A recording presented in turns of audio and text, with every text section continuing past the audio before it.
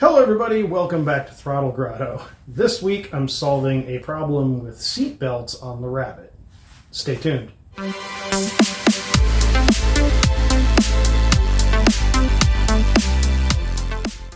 Alright everybody, so welcome back. Tonight I'm working on the Rabbit. I've been kind of bouncing back and forth between the 928 and the Rabbit. I have to solve a problem on the Rabbit, and it's with the seat belts. Trying to put new seat belts in the car because the old ones were door mounted and mounted to the seat, and not going to work. So I bought some off the internet and had them delivered and went to go put them in and sat there and scratched my head for a while. Like, what's going on with the seat belts? So let's hop in the car. I'll show you what the problem is and what the solution is, and let's get it done. Okay, here we are in the Rabbit. Try not to glare you guys out with my little portable light here. So this is a standard setup here.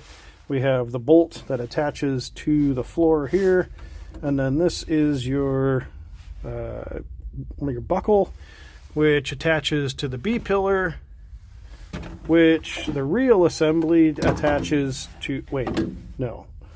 What's going on? This is my thought process when this was going on. I'm like, what's going on here? Why is there no place for the reel to attach to? Because ideally it would sit down here and be out of the way and everything would be happy, and that's not the case. So I started looking around online and found these guys from seatbeltplanet.com, and it's basically just a plate that you mount in the car, and then you can attach your reel wherever you want. So that is the plan. We're going to, you can see here, so on the 75, I don't think they ever intended to have 3-point seat belts mounted in this car this way, but there's a little dimple right here in the factory stamping, which I'm pretty sure would be a really good place to mount this. And my plan for this is just to drill a hole and for the bolt to pass through, and then a couple of holes for the mounting bracket, and then I can get my hand all the way down back in here.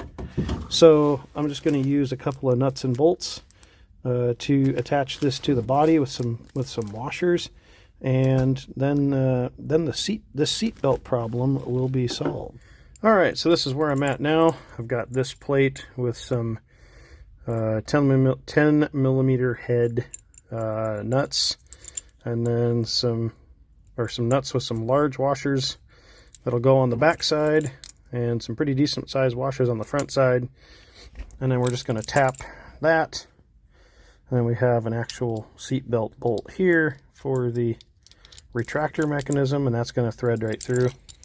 So we're just going to mount this right here so it won't stand out too much. It'll be below whatever door panel I end up using is, which is, it is nice. The door panel will actually tuck in right behind the retractor mechanism. I checked that with a spare door panel I had around here. So that's the next step, is to drill more holes in the car. Sorry, car. I feel like I have to apologize for all the holes I've drilled in this.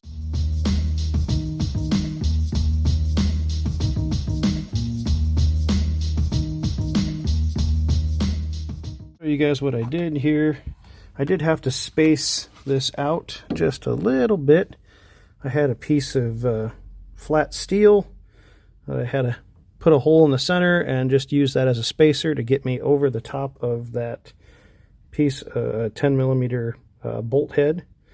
But I feel like this is going to be pretty safe. It's anchored to the car and to the to the B pillar and to the factory spot down here.